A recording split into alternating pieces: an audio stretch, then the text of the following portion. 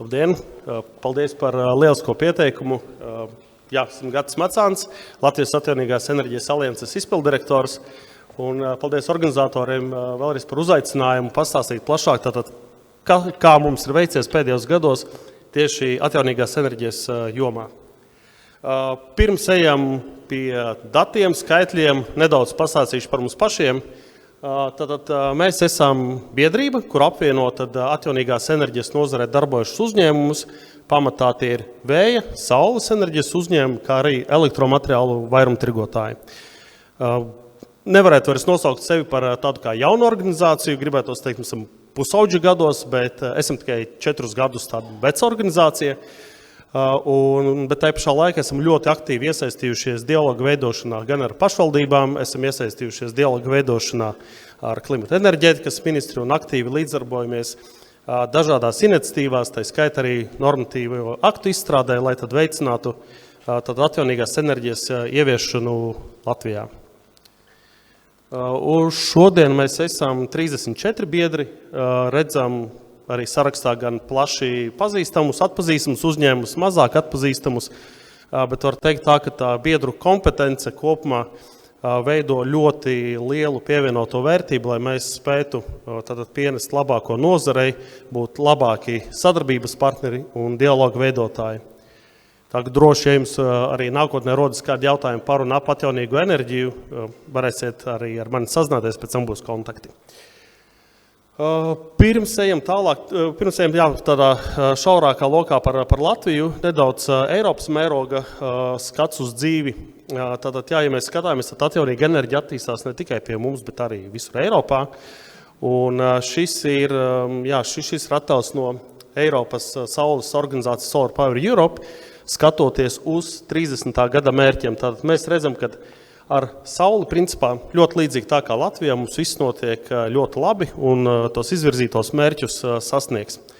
Savukārt ar vēju mēs redzam, vējš attīstās nedaudz lēnāk, ilgāk, tāpēc ir tādas pamatotas bažas šo teiksim, apjomu arī nesasniegt. Bet dzīvosim, skatīsimies, kā tas attīstīsies. Nedaudz detalizētāk par saules iedalījumu, kā redzam attīstību, tātad arī no Solar Power Europe organizācijas aptuveni mazākā puse veido šie industriāli izmēra parki, kuri ir būvēti, attīstīti ar mērķi ražot elektroenerģiju, un savukārt tā otrā puse, tad ir sauksim viņus par aktīviem lietotājiem, vai tās ir mājsaimniecības, kuras tad izmanto sava pašpatēriņa sekšanai, vai arī uzņēmēji, kuri tad papildina, efektivizē savu esošo sistēmu. Vēl viens pirms iet pie ražošanas, paskatāmies, kas mums notiek ar patēriņu Latvijā.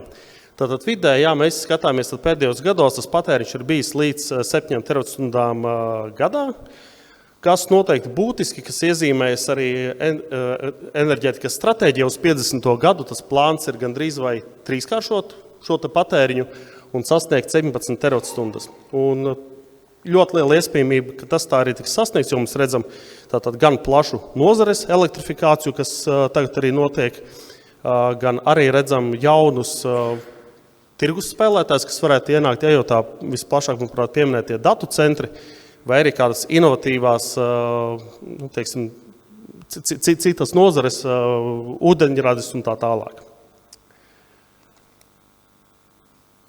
Tad skatoties par to, kā tad ir veicies, mēs, kā es jau pieminēju, ar saulīti mums veicis ļoti labi. Un varam teikt tā, ka mēs esam jau izpildījuši plānu, tātad mērķi, kas tika uzstādīts 30. gadam. Šobrīd pat varētu teikt, tā jauda ir aptuveni 1,3 gigavati. Tātad varam būt priecīgi, kad esam sasnieguši.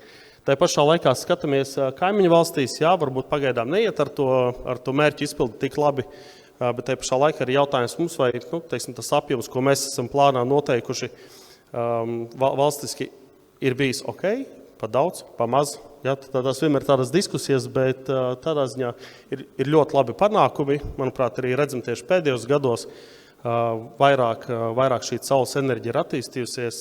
Redzam, kad viņi ir uzstādīti gan uz māju jumtiem, uzņēmumiem un arī, kā iepriekš pieminējāt, lauksaimniecības zemēs.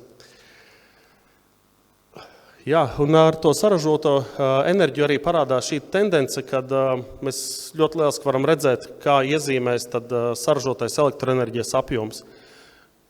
21. gadā mēs principā varam teikt, ka tas bija tāds ekskluzīvs, reti sastopama iekārta, tad saules panelis iespējams nebija motivācijas, iespējams nebija pietiekamas atbalsta programmas, lai uzstādītu. Bet tā straujāka attīstība notika tieši sākot ar 21. 22. gads, kad ļoti ātri brīvās jaudas tika rezervētas projektiem, un arī nākamajos gados iezīmēs diezgan strauji elektroenerģijas ražošanas kāpums tieši no atjaunīgās enerģijas, no saules enerģijas. Savukārt ar vēju mēs redzam ļoti līdzīgi, tātad tie izaugsmes tempi ir bijuši lēnāki, tad reāliem projektiem, kuri ieviesušies, un tas arī parādās grafikos, kad mēs būtiski principā arī atpaliekam no mūsu kaimiņu valstīm, tad, kur mēs redzam Lietuvu, Igaunija, notiek daudz straujāka atjaunīgās enerģijas ieviešana, tā skaitā arī vēja enerģija. Jā. Un kāds tad izskatās tas īpatsvars bilancē? Līdz ar šo atjaunīgo projektu ieviešanu mēs redzam strauju pieaugumu pēdējos gados.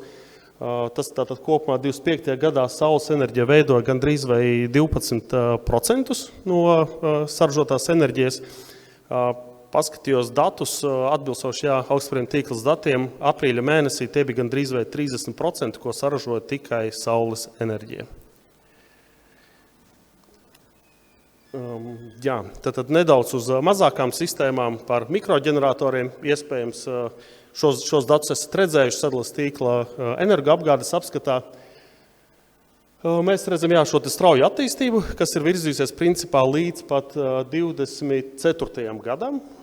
Un vai kāds zina, kāpēc tādi divi strauji stabņi uz augšu? Jānis zina, noteikti zinās. Var kā saka, citiem iedot parunāt. Mikroģeneratori. Principā tās ir tās mazās saules sistēmas, kuras uzstāda uz mājām līdz 11 kW. Bet tādi, teiksim, divi izteikti stabiņi – decembris 23. gads un aprīlis 24. gads. Kā lūdzu? Kam tieši precīzāk? Nevis īsti atbalstījā, tādā ziņā doma ir pareiza. Tad, ar ko es gribu šeit pateikt, tātad, cik viegli kādi politiskie lēmumi maina attīstības stratēģiju. Tātad maisaimniecībām, ja jūs tiem, kam ir mikroģeneratori, noteikti zina, kad pirms tam bija neto uzskaites sistēma, tātad jūs ražojat, nodot tīklā un ņemat enerģiju atpakaļ tā, kad vien jūs gribat. Šajos datumos tie bija pirmie divi datumi, kad diskutēts, ka no gada beigām viss neto sistēma izbeidzas, jauniem dalībniekiem būs tikai neto norēķinu sistēma. Tas nenotika, redzam atkal skrien uz augšu, un aprīlī bija tiešām tas pēdējais termiņš, kad arī tika jauniem lietotājiem tad izbeigt šī neto uzskaites sistēma, un visi tad jaunie lietotāji pārgāja uz neto norēķinu sistēmu.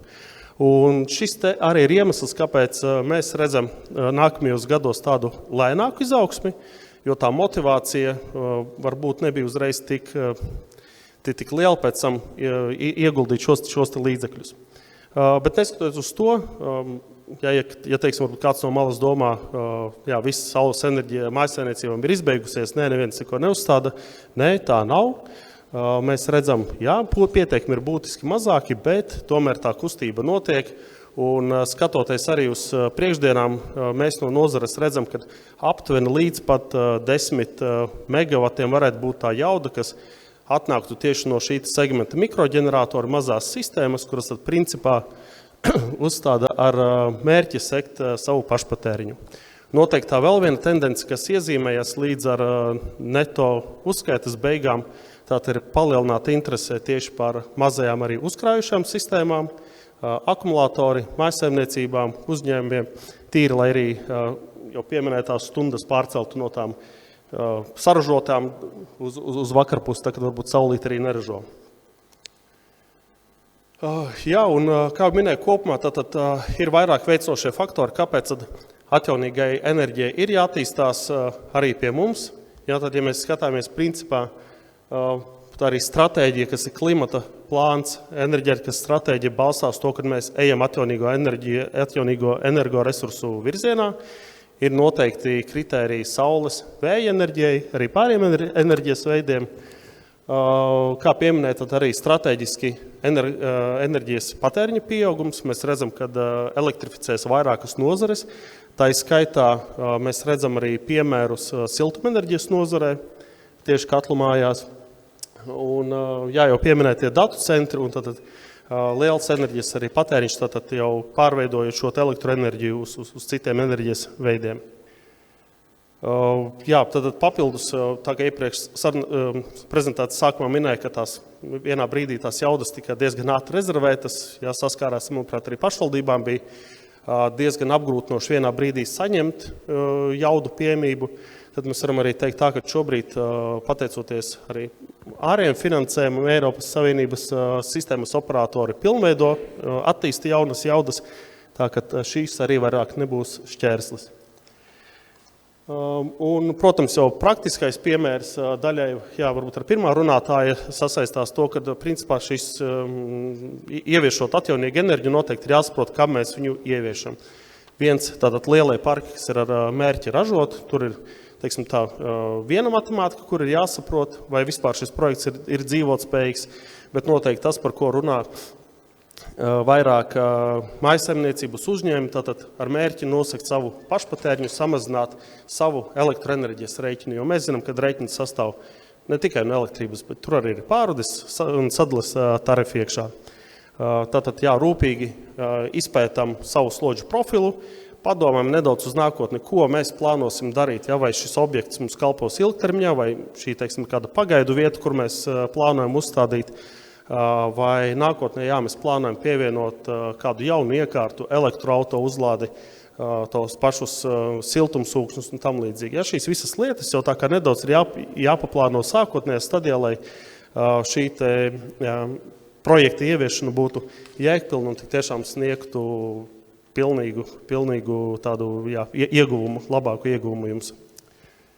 Un, protams, finansējuma pieejamība šobrīd ir daudz dažādu projektu gan iedzīvotājiem, pašvaldībām, energokopienām, daudz dzīvokļu mājām, tā kā droši skatās, izvērtē vai atbilst šīm programmām, kritērijiem un veiksmīgi arī ieviešat. Un, nemazāk divi pēdējie svarīgi jautājumi. Viens ir risinājumi, ko noteikti ir jāizdara ar savu elektroenerģijas piegādātāju, jo arī šis veids tirgu pastāv dažādi risinājumi, ko tad var darīt, lai efektivizētu. Un otrs, protams, ir pats piegādātais būvnieks, tehnoloģija, ko tad jūs izvēlaties. Teiksim, šobrīd, teikšu godīgi, tāda nedaudz deja vu sajūta, kā bija ar saules parkiem, tātad liela interese arī par uzkrājošajām enerģijas iekārtām, un lai nav tā, ka, teiksim, nopērkat iekārtu, kuru pēc tam nezināt, vai Eiropā jūs rezerves daļas vajadzības gadījumā varēsiet dabūt, vai būs kāds servis apkalpošana un tā tālāk. Īsumā tas bija viss.